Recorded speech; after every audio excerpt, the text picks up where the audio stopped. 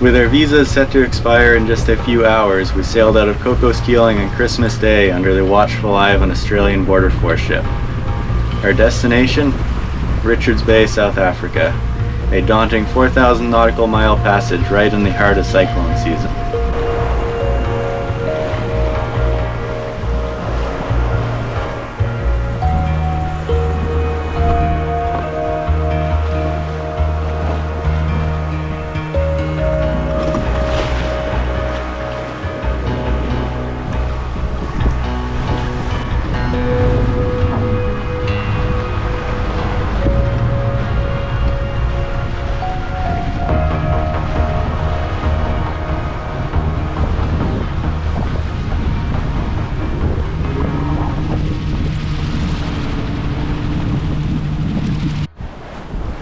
Well, the pin holding the clew of our main onto the car just fell out.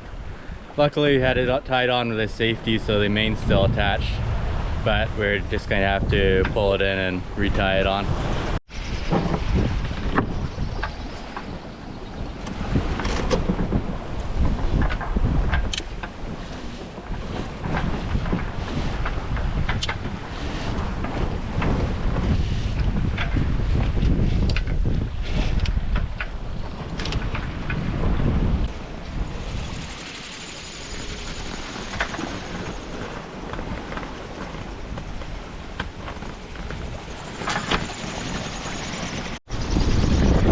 I just took a piece of Dyneema, tied it on here, ran it through the clue ring and around to here, and used that as a purchase to pull it tight, and then put a couple hitches on there, and that should hold it at least till we get to South Africa and maybe we can figure out something better. Well, there are certain downsides to cruising with your brother. I asked for a haircut and that's what I got.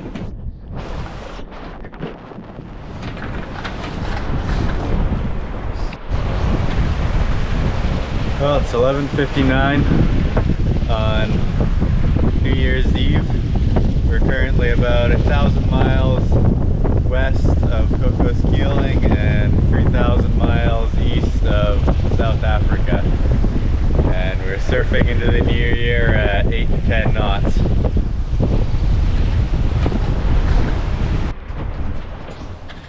Well, it's time for New Year's celebration cake. We got it for Christmas initially, but getting kicked out of Cocos Keeling in such a hurry, we didn't end up eating it, so now it's our New Year's cake.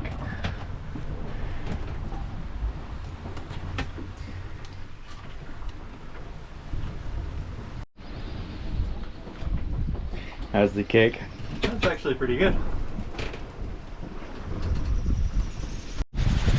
Well, we're surrounded on all sides by rain squalls, which is playing havoc with the wind, but got a rainbow behind us. Yeah, big rain squall down there, another one over there, and a great big one over here.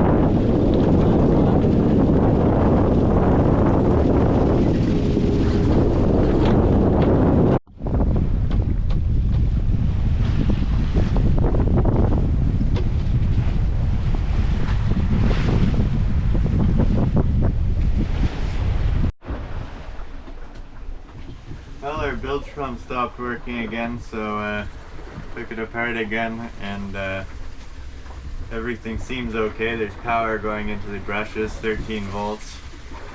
So I'm hoping one of the brushes just got stuck, and I'll try putting it back together again and see if that fixes the issue.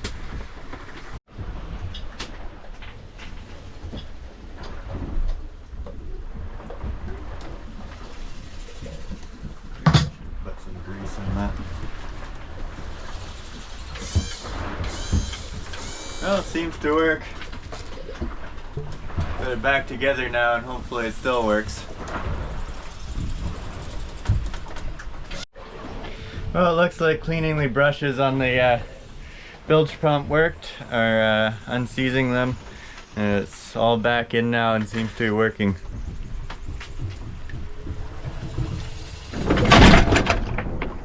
That's the first boat we've seen in about a week right there.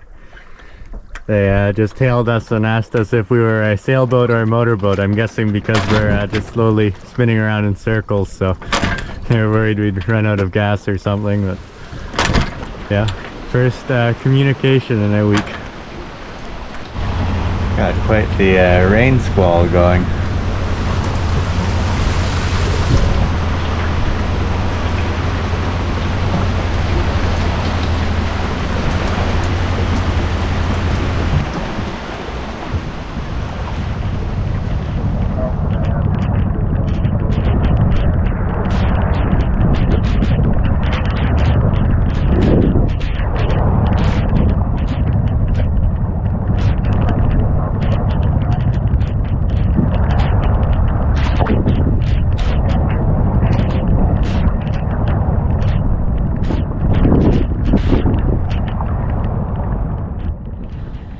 There's a cyclone developing to the north of us here. Our straight course to South Africa brings us right in front of it. But we were thinking we could do a cyclone slingshot and just get it nice and close and have it shoot us right out to Africa.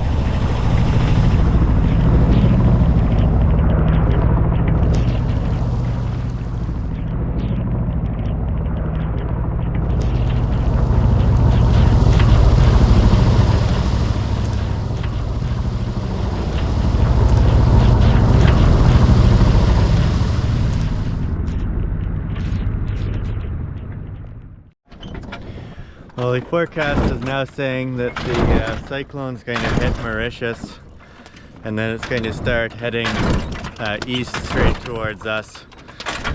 So what we're going to do is there's no wind right now, so we're going to start motoring, see if we can get into the wind, and then try to get in front of the cyclone and go down below it, and then hopefully pass through it or pass below it without any issues.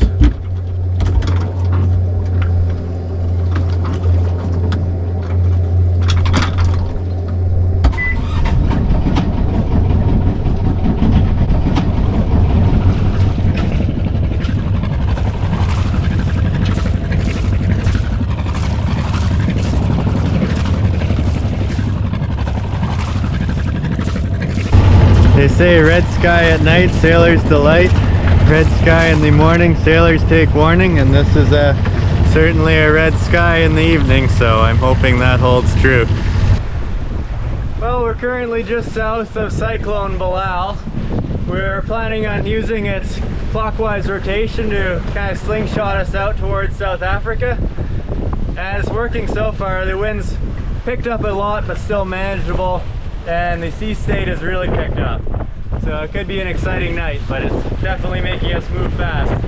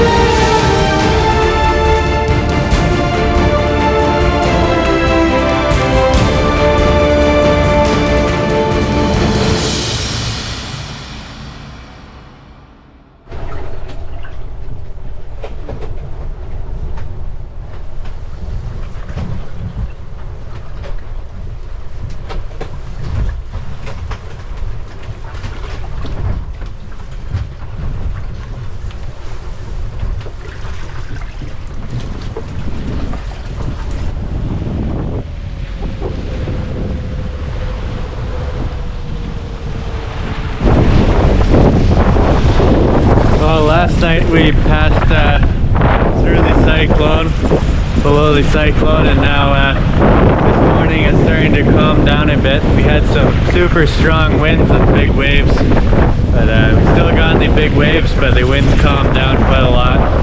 And we've taken all the reefs out of the main, and we've got our jib up now. So we're cruising along at 7-ish knots, surfing down the waves, making a very good time.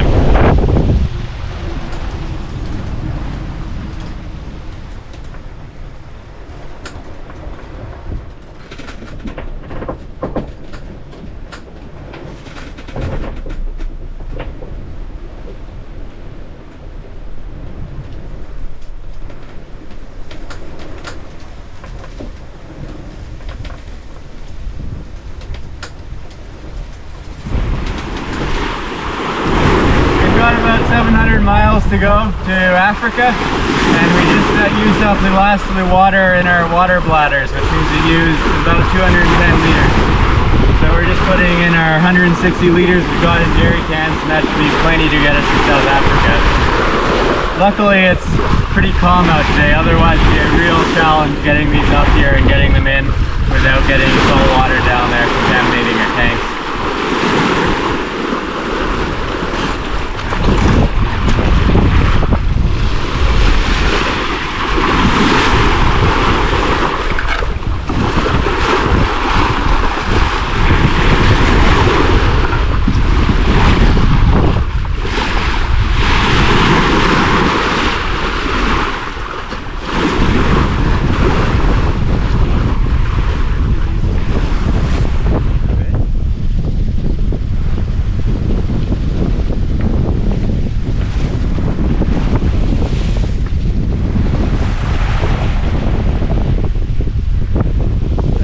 Cargo ship just down to leeward there. I had to tack over. We were headed right in front of it, and I had to tack over and go up the close hauled course to avoid it.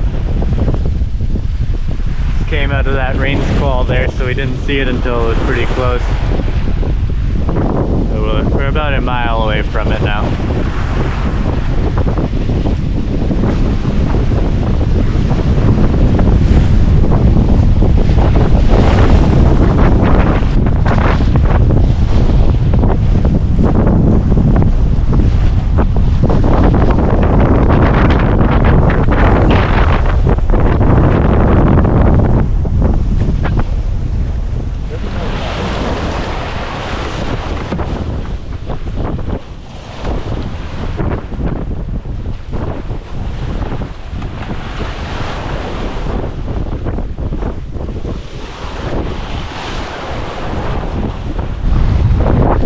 Propeller's got something tangled around it, so we have to get that off before we get into Richards Bay. We're trying to get the boat slowed right down so that I can go in the water and cut it off the propeller. So we've dropped the jib and we're dropping the main now. And then we'll probably put a line out the back or something, and then I'll jump in and try to cut it free.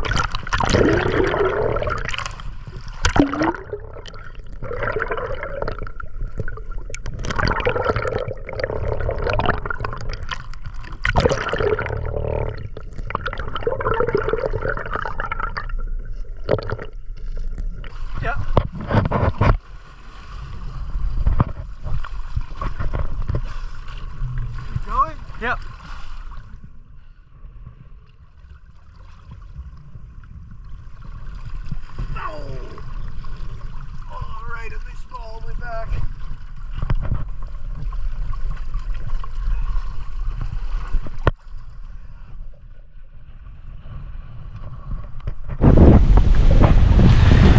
Well, it's currently 5 a.m. Sun's just rising behind us. And in front of us you can see South Africa.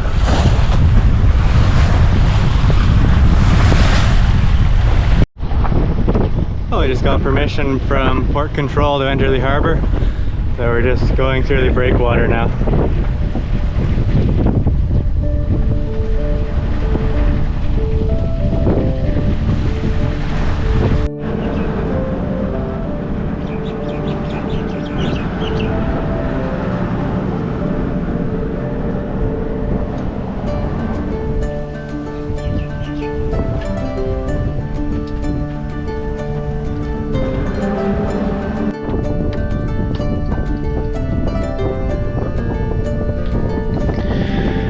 After a grueling 35 days at sea, covering nearly 4,000 nautical miles and enduring some of the roughest weather we've faced so far, we were incredibly grateful to finally tie up at the jetty in Richards Bay.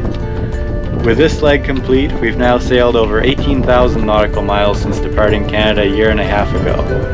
Along the way, we passed the furthest point from home, officially marking the halfway point of our journey. We hope you've enjoyed following along so far.